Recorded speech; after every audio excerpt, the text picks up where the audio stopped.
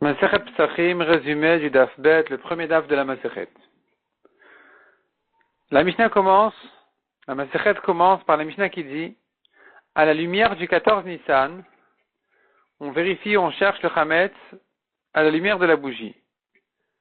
Partout où on met du Chametz, au courant de l'année, il faut vérifier. Là, on ne met pas de Chametz, il n'y a pas besoin de vérifier du tout. La Mishnah rentre un peu dans les détails.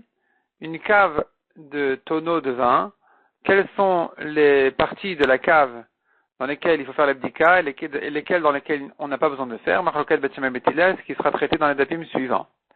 Simplement, la Mishnah demande pourquoi faire l'abdika dans la cave. La Mishnah explique qu'effectivement, c'est un endroit dans lequel on risque aussi de mettre du chametz. Si par exemple, au milieu du repas, il est allé chercher une nouvelle bouteille, encore du vin, et donc il est rentré là-bas au milieu du repas avec son pain, il est oublié là-bas, donc c'est un endroit qui s'appelle un endroit dans lequel il risque d'y avoir du chametz. La Gemara s'attarde beaucoup, pendant un daf et demi, à comprendre ce que ça veut dire à la lumière du 14 Nissan. Qu'est-ce que c'est que cette lumière du 14 Nissan? Est-ce que c'est le jour ou c'est la nuit?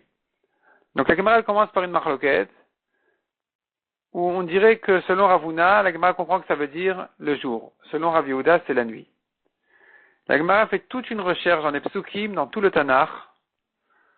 Est-ce que le mot lumière, or, il signifie le jour, ou bien c'est une manière propre de parler pour la nuit?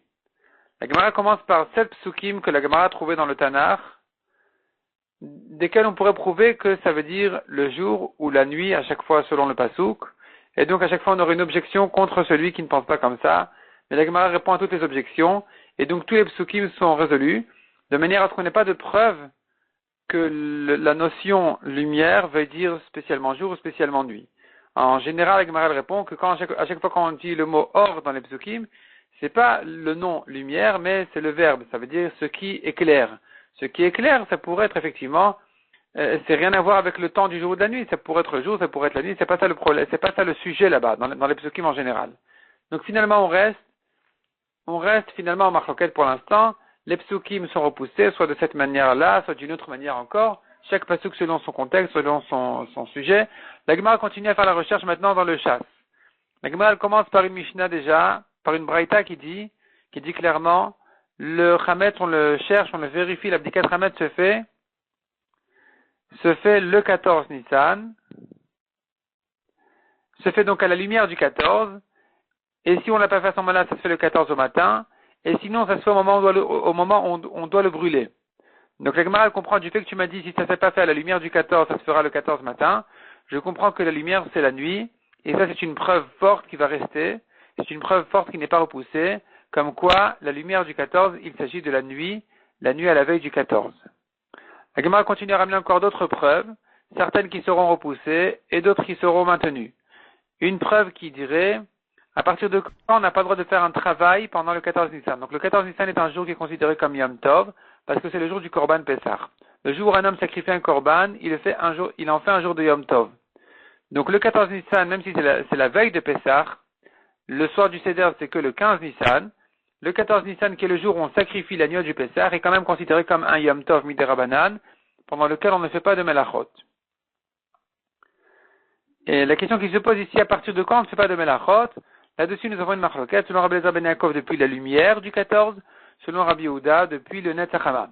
Rabbi Eliezer ben Yaakov il a dit, mais où est-ce que tu as trouvé une journée qui est partageant de jusqu'au Netz c'est permis de travailler, depuis le Netz c'est interdit de travailler.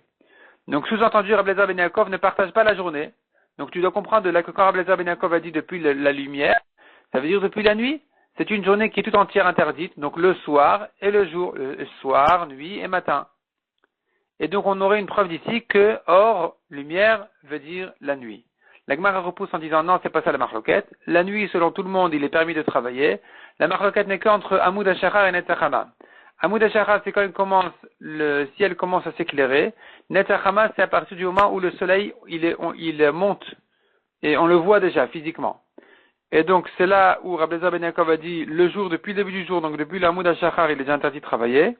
Rabbi Yehuda a dit non, jusqu'au Netz, on peut encore travailler. Et c'est là leur discussion, est-ce qu'on partage le jour lui-même, ou bien, non, on ne le partage pas depuis le début du jour, donc depuis le Hamoud Hashachar, il est interdit de travailler. Donc cette preuve-là a été repoussée, la Gemara continue à ramener d'autres preuves. La preuve suivante, et d'une braïta qui dit,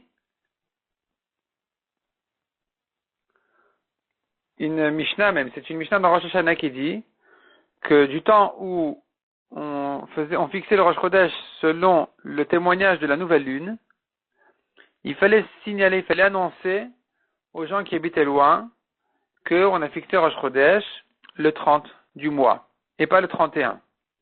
Et donc, à la sortie du 30, on faisait à la nuit un signe avec des torches, on montait sur les montagnes, on faisait un signe avec des torches allumées pour montrer à la montagne suivante et celle-là à celle d'après, et ainsi de suite, de manière à signaler aux gens que le Rosh Chodesh était fixé le 30 du mois.